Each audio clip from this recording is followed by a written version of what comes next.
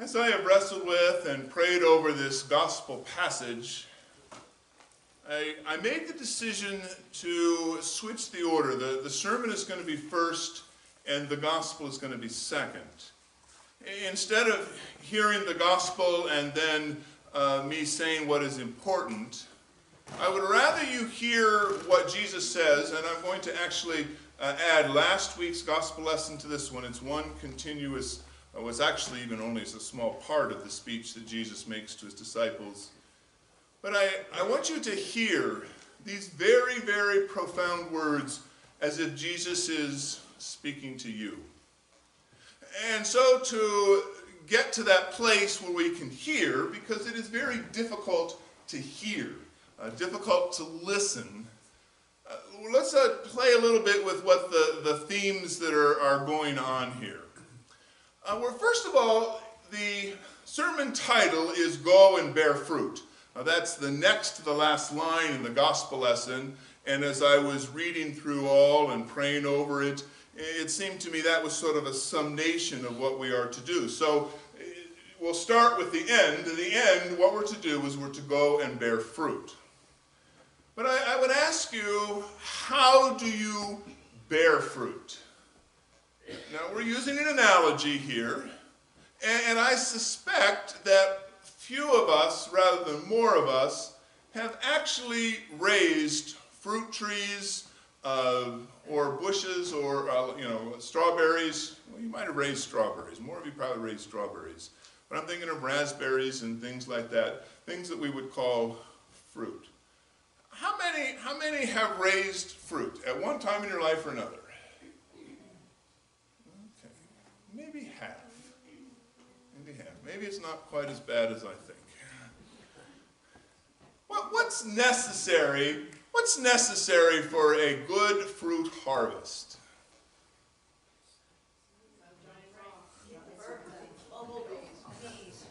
Good soil.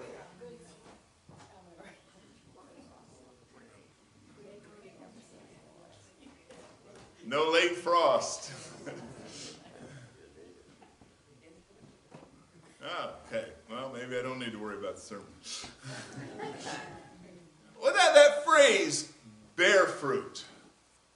Now, the word bear can actually have a couple of different meanings, and not even counting the kind of bear. I'm talking about, normally when we hear the word bear, we think of bearing burdens and carrying something that's heavy, but it also means to, don't we not bear children? I thought of that analogy as I was thinking of the double meaning of bear, because especially you get to the last stages of pregnancy and you're definitely bearing it. This is not personal experience, this is personal observation. I wonder any woman doesn't have back problems as giving birth to a kid. There's a bearing, but there's also a bearing in the sense that you now have 24/7 some person who thinks that they are the center of the world. In a certain sense they are, because they need your full-time care and protection. And the phrase that sticks with me in this passage is Jesus keeps saying, abide with me and make your home with me and remain with me and stay with me. Be constant in me. That's what the Greek word abide really, really means. And so a part of the invitation is that just as you cannot make fruit happen, you can only prepare the essential things that are necessary, and then you just simply have to wait. And they come if you've taken care of the soil and the water and made sure they've had sunshine and all of the things that are necessary. But Jesus says repeatedly, he makes this analogy. He says, I'm the vine, you are the branches. And if you're disconnected from me, I still don't have the heart to get the clippers out and clip out off one of my little vines. I'm so pleased that it grows so far.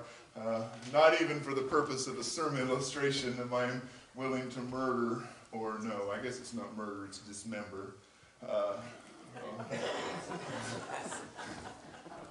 beautiful gift of God. But we don't, it isn't hard. How many have picked up sticks? Yeah, that was one of yesterday's chores. I got 3 wagon loads of dead sticks, and I didn't start the fire because the wind was too strong, but that's what happens next, is the fire is going to come and they're going to be burned up, and that's just to be expected. I've got a pine tree that fell down, and so it's just something marvelous about throwing a dead pine branch on with all its needles on the fire, and it goes. I used to have a holy shirt, and my holy shirt happened when I threw a Christmas tree on it, and it rained flaming needles all over my shirt, and turned it into a holy shirt. We won't even talk about the time I started a brush fire with gasoline and somebody thought it was a bomb. Came running up to see what I had done. Oh well. These are images that Jesus uses. Now, we talked a little bit last time about abiding and aboding and making a home. And I'd like to go back there for just a minute, because Jesus says, abide in me. I invite you to reflect on a place, either now or sometime in your past, where you are home. A place with an experience with people with whom you are deeply, deeply loved, and you feel utterly safe. I'm looking forward to such a place come Thursday. Part of my monthly plan, tradition, action, what I do, is I go see my spiritual director in Akron, and we spend probably about a couple hours praying, usually lots of forgiveness going on, many sins. But the biggest sin for me is pushing myself away from the presence of God. And my spiritual director helps me to be aware that not only is it good to be in the presence of God, but to enjoy being in the presence of God.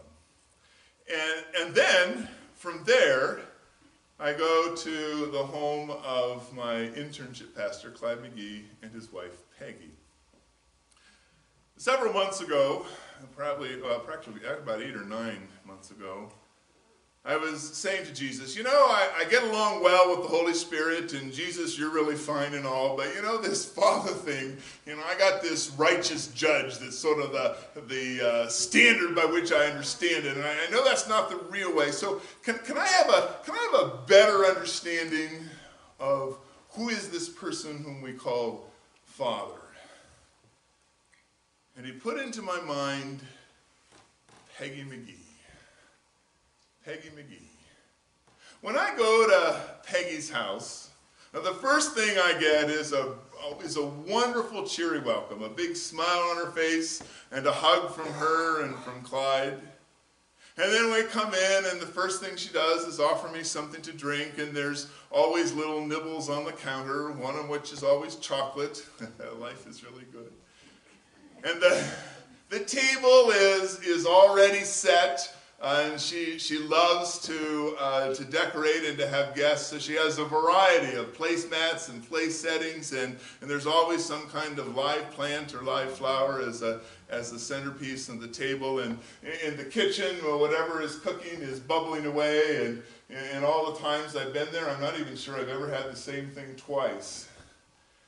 And we sit down and we chat for a little bit, and they ask me how it's going, and then we generally, fairly quickly, within 20 minutes or so, because I usually get there about 5, but we sit down and eat. There's always dessert. She thinks I'm wasting away, so there's always seconds. I can't say no, it's Peggy, and it's so good. And then we go to the living room and we talk. and we talk about the country and the world, and we talk about the church and the various aspects of the church. They always ask about my family and how Andrew and Pam and Katya and Sylvan are doing, and I always hear about how their grandchildren are doing and where their next trip is going to be. And then at some point we talk about, the deeper things of life. The things that really matter to us. The things that we long for, that we hope for, that we want, that we're experiencing, that we're not experiencing. The church that we're wanting to come into being, and where we see signs of it and where it is not. And I always leave with a hug and a warm feeling, and know that I'm loved, that I'm safe,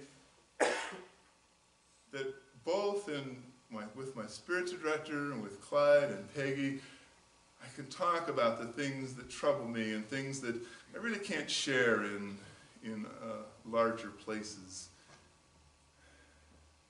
And I'm home. And it's a gift. And it's a blessing. Where is that for you? Where is that for you? Because it does happen, only with one another. The theme for this is abiding in Jesus and abiding in love. And we experience it with others. One of the things that I read when I was in high school, I was a weird kid, I have to admit. It was a very old book. I'm not even sure what century it was written in. It's called Practicing the Presence of Jesus by Brother Lawrence. And in it he describes how what he did was to be aware of Jesus at every moment of his life. Now he was a monk, so he could practice it during the worship service and during the prayer times. But the one that I remember the most was practicing it during the dishes. He didn't like to do the dishes, and yet that was the chore that was assigned to him. And I could relate to that because there were 6 of us, 7 counting my mother, and each of us had dishes to do, and there were always lots of dishes, and I didn't like to do the dishes. It just seemed like a task that got in the way of whatever was next. But that invitation, can I find Jesus when I'm doing the dishes? Can I be aware of the presence of Jesus when I'm driving my car, for example? Can I be aware of the presence of Jesus when I'm standing in line behind an idiot who doesn't know what he's doing and he's being rude and obnoxious?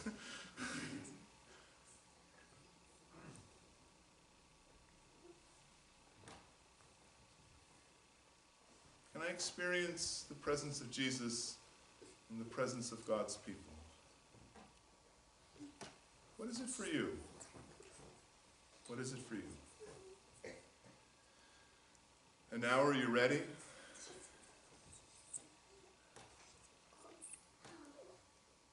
You know this only works because Jesus is risen. I mean, in other words, in any other sense, Jesus' words are nonsense. If Jesus is dead, and he says, abide in me as I abide in you, then, it's like reading the words of Kant or some other great philosopher and allowing their words to live in you, but the person themselves, they're... But he says this to his disciples, his nearest and dearest. He says this as Judas has actually gone out. And as Judas is calling together all of the religious leaders and all of the police and all of the temple guard and all of the Roman soldiers, and as they're already planning to march where Jesus is going to pray, and he hasn't even gone there yet. And then he says these amazing words. I am the true vine, and my Father is the vine grower. I would invite you to listen to how many times Jesus invites us or says the word, bear fruit. I am the true vine. My Father is the vine grower. Every branch that does not bear fruit is cut off. Every branch that bears fruit is pruned so that it may bear more fruit. You have already been pruned by the word that I have spoken to you. Abide in me, as I abide in you. Just as a branch cannot bear fruit by itself unless it abides in the vine, neither can you unless you abide in me. Those who abide in me and I in them bear much fruit, because apart from me, you can do nothing.